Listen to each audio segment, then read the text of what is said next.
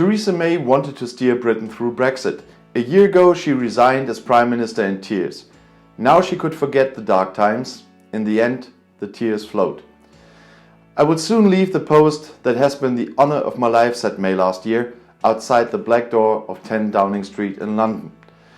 And on July 24th, 2019, it was over. Theresa May, former Prime Minister of Great Britain and Northern Ireland, had to make room for her successor, Boris Johnson.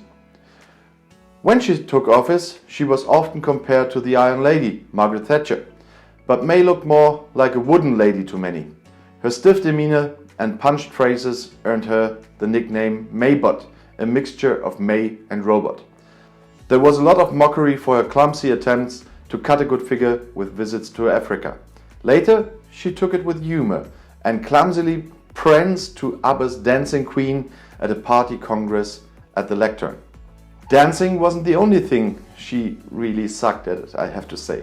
She had been elected by a party to manage Britain's exit from the EU, but she failed terribly.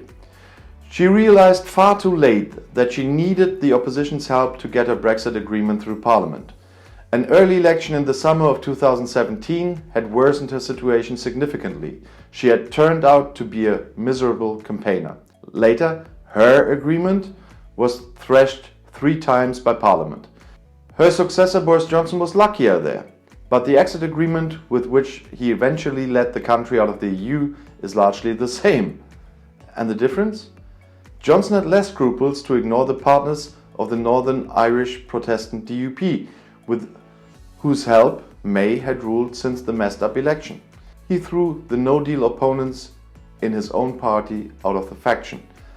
The Hau drauf methods were promptly rewarded with a whopping majority in another early parliamentary election last December. The British were finally fed up with the tug-of-war over Brexit. But Brexit is not the only field in which May could not convince. The hostile environment policy for illegal immigrants, which led to the so-called Windrush scandal, dates from her time as Minister of the Interior from 2010 to 2016. The aim was to deny people without a residence permit access to the labour and housing market and the health system. Those who could not show complete documentation of their legal stay were deported or were no longer allowed into the country after a stay abroad. Hundreds of people from the Caribbean and their descendants fell victim to this, who came to Great Britain as guest workers in the late 1940s and 1970s and were never provided with official documents. But what is Theresa May doing today? Every now and then she clears the pleasure with a new government. For example, when it comes to introducing a point system for immigration, or when David Frost, an inexperienced security negotiator, is appointed National Security Advisor. But mostly it remains inconspicuous. In her free time, she now receives a lot of money from speeches. In recent months, she has received between £56,000 and over £115,000.